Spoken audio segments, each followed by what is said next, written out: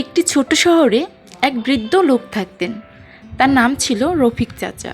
তিনি ছিলেন অভিজ্ঞ ঘড়ি মেরামতকারী।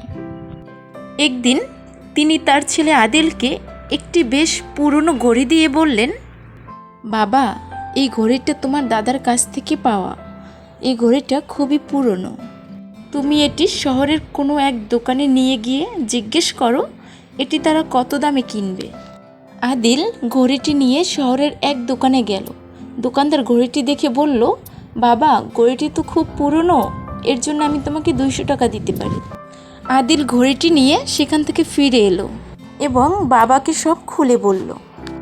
বাবা মৃদু হেসে বললেন, এবার তুমি ঘড়িটি নিলামে নিয়ে যাও। এবার আদিল ঘড়িটি নিলামে নিয়ে গেল। সেখানে এক বিশেষজ্ঞ ঘড়িটি পরীক্ষা নিরীক্ষা করে বললেন, ঘড়িটি খুব বিরল এবং ঐতিহাসিক, মূল্যবান একটি ঘড়ি। আমি ঘড়িটির জন্য 50,000 টাকা দিতে রাজি আছি। আদিল বিস্মিত হয়ে বাড়ি ফিরে এলো এবং সব কিছু তার বাবাকে বলল। বাবা আদিলের কাঁধে হাত রেখে বলল, দেখো বাবা, সঠিক জায়গায় গেলে তোমার মূল্যও ঠিকঠাক নির্ধারিত হবে। যদি তুমি তোমার মূল্যবান সময়, জ্ঞান, দক্ষতা ভুল মানুষের কাছে নিয়ে যাও, তারা তোমার মূল্য কখনোই বুঝবে না। নিজের মূল্য বোঝে এবং সেই জায়গায় নিজেকে রাখো যেখানে তোমার সঠিক মূল্যায়ন হবে।